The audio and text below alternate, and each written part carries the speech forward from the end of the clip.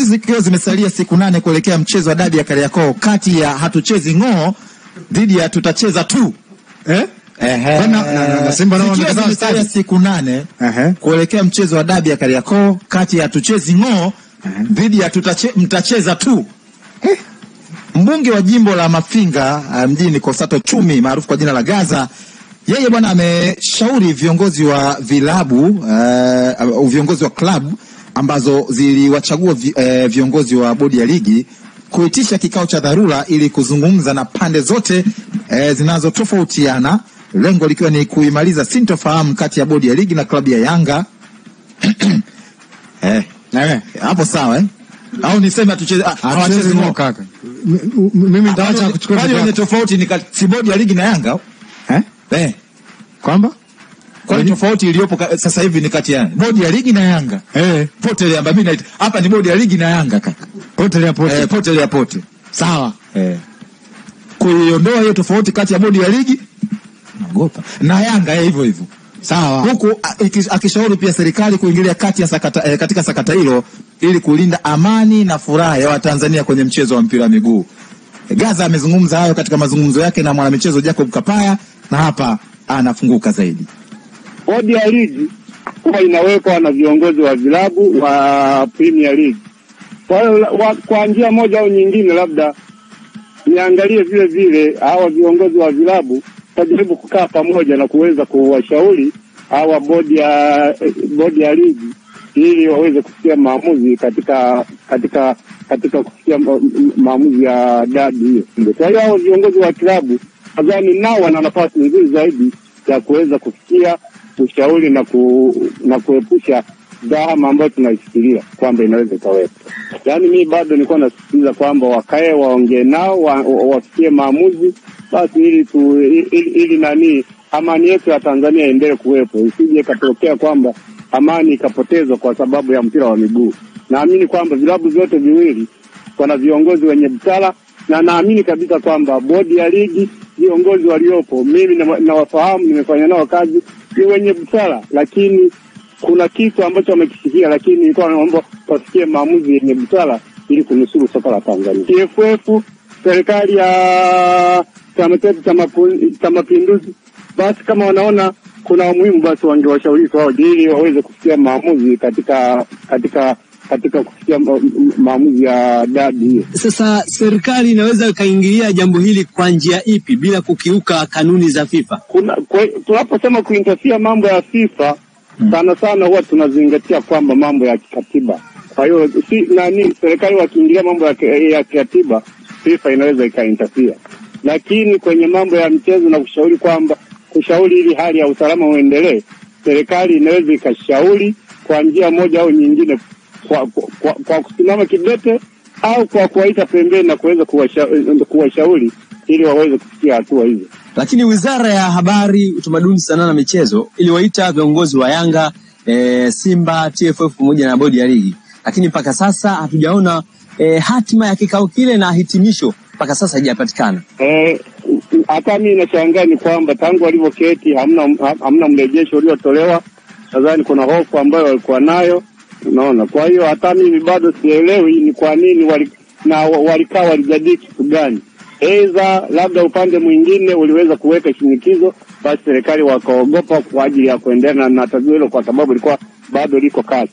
Lakini kwa sababu kasi limeshatoka, limesharudi kwetu, serikali bado inaweza ikakaa na ikashauri. Na izingatiwe kwamba wakati mwingine serikali ngazi zetu za rufaa huwa zinahusisha mpaka serikali. Ukikata rufaa kutoka TFF unaweza ukaenda kwa waziri ili aweze kufikia maamuzi. Zote ni ngazi halali ambazo zipo kwenye taratibu zetu za mpira. Unadhani kwa siku hizi 8 ambazo zimesalia kuelekea mchezo wa dabi, wanaweza wakakaa wakazungumza tofauti zao zikaisha na mchezo Juni 15 ukapigwa? Siku 8 bado ni siku nyingi sana. Yaani mimi najua hata siku 2 aliwezi kachukua zaidi ya siku 2. Kwa hiyo naamini kabisa kwamba siku 8 bado ni siku nyingi sana ambazo zinaweza kuleta suluhu. Kwa sababu gani nakwambia? Kama mchezo uliweza kuahirishwa kwa ndani ya masaa kadhaa, maana mpaka tarehe 8 Machi mpaka saa 6 bado bodi ya ligi walisema kwamba mchezo uko pale pale, lakini kuanzia saa 8 unapoendelea mchezo ukaishi. Kwa nini siku 8 zisiweze kuleta suluhu kama ilivyotokea kwenye tarehe 8, masaa 2 au 3 mchezo ukaishi? Katika hili mpaka kufikia hapa, yupi ambaye unaamini atakuwa amekosea? Kwa msingi ni CEO pamoja na mwenyekiti wa bodi ya ligi, ndio wanatakiwa kujishusha ili waweze kuwasikiza hawa na mpira wetu waweze kuendelea. Wengine wote hawa waliobaki, sijui wajumbe, sijui na watu gani, wale hawana tatizo. Mimi naamini kabisa kwamba tatizo kubwa au mtu ambaye anaweza akafikia suluhu ya mpira huu kuchezwa ni CEO kufikia maamuzi pamoja na mwenyekiti wa bodi kufikia maamuzi. Sioni sababu ya bodi ya ligi pamoja na makosa ambayo waliyafanya siku ya mchezo husika bado kung'ang'ania kukaa kwenye nafasi zao hizo. Basi wangekuwa na busara, basi wangefanya kupisha tu hizo nafasi zao, basi wakachukua watu wengine, mambo mengine yakaendelea. Lakini mimi naona kuendelea kung'ang'ania kwenye nafasi hizo, najua hasira za wanamichezo ni kali. Kwa hiyo zinaweza kapelekea usalama kuwa mbaya zaidi kwa hao wenyewe pamoja na familia zao na kwa nchi kwa ujumla. Okay, vipi kama itatokea Juni 15 Yanga hawatapeleka timu na wakapokonywa alama 3 kikanuni? Ndio hicho ambacho nasema kwamba yani bila kufikia maamuzi mazuri na amani inaweza kapotea. Maandamano watu wakiandamana, nadhani serikali haitakuwa tayari kuona watu wanaandamana. Kwa hiyo kutakuwa na dhahama au kutakuwa na fujo ambazo zitapelekea kupoteza amani kwa nchi ya Tanzania kwa sababu ya mpira wa miguu, hata kwa kuvipenda vilabu vyetu viwili. Kwa hiyo mimi ninachoomba ni kama nilivyofanya kwamba tukae chini, wadau pamoja na serikali pamoja na viongozi waweze kuondoa hilo ombo ambalo tunalisikia kwamba linaweza likatokea la maandamano. Kwa vile fujo siku ya mchezo zinaweza zikaweza. Kosato Chumi Gaza kama finga huyo bunge dau sana mkubwa michezo. Anasema kama kabla ya saa 3 tu mechi ipigwe watu waliomba saa 8 usiku, alafu ngoma by saa 4 asubuhi bado mechi mpaka saa 7 mchana. Saa 7 game ipo. Saa 8 hamna mechi. Sasa kama maamuzi yanaweza kufanyika ndani ya saa 1, siku 8 zote hizi, siku nyingi kaka zinatosha kwamba watu wasibadili nani kusema tucheze ngoma. Hapo ni swala la release tu, unajua pale public statement imeisha hiyo kwamba game ipo. Yanga game mnaotoka si Shinyanga, mnatoka kama mtajijua wenyewe, mnaupenda mchezo wa mpira wa miguu, mtasafiri kwa ungo, mtaamua wenyewe. Hata kama ikifika tarehe 14 watu wanaamua mechi inapigwa tarehe 15. Ukitoka Mwanza safiri kwa njia ya ungo, kwa mtakuja kushuhudia si timu ambazo mnazipenda bwana. Timu za maisha yenu. Hela mwe nayo, tiketi msiwe nazo, mtajua mtakapozipata. Mechi itapigwa hata kama bado masaa mangapi mechi. Hata bila mashabiki. Bila mashabiki mtacheza hivyo. Wengine tutaangalia kwenye TV. Hata bila mashabiki. Jamsingi game itaanza. Si wakubwa bwana. Simba Yanga kubwa. Yeah, of course. Kama mwezi tupelekesha. Bado saa 24 mechi inapigwa. Sema Kampista, unajua nilikuwa natania tu, hii sio sawa. Binafsi mimi miezi 3 bila kupata suluhu tatizo mimi sio sawa. Sio sahihi. Yaani mpaka watu wasukumane. Mimi hii si chezo, mimi naungana Master Timbo.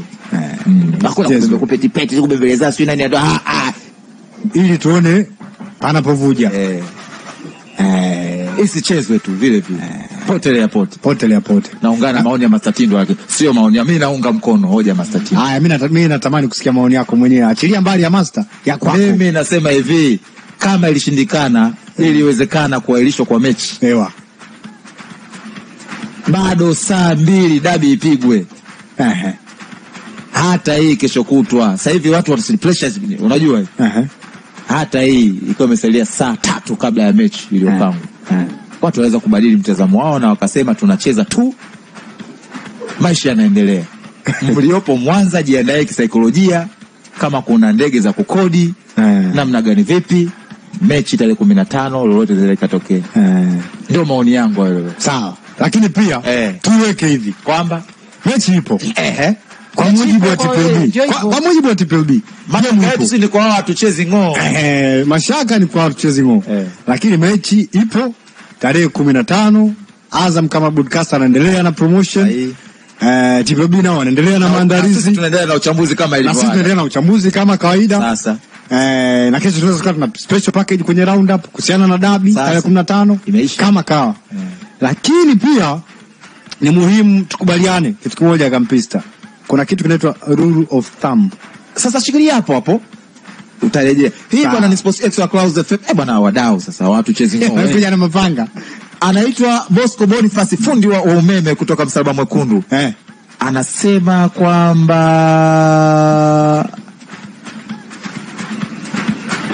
mtacheza wenyewe. Bwana Kubra kutoka kwa Mkolemba anasema hawachezi. Hapo unajua kuna wazo limenijia hapa Kampista. Wewe subiri kwanza, mimi nasoma wadau kwanza. Mwingine Twaha Baba Shadia nyama naye achezi, ama vyombo vingine vya habari huko, ama wadau wengine wa michezo. The thing is, tunataka kuona suluhisho linafikiwa. Tunataka kuona suluhisho la mwisho linakuwa katika namna ambayo Tanzania itaendelea kubakia kuwa Tanzania.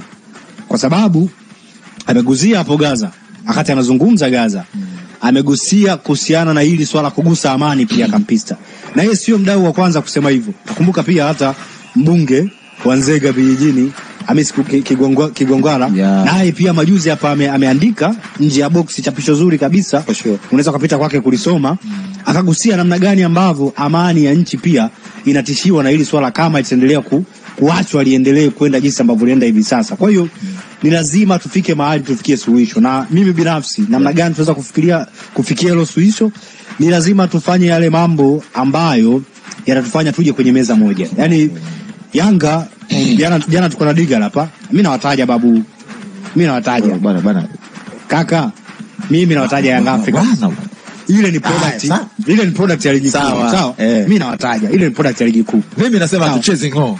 Sawa. Haina shida.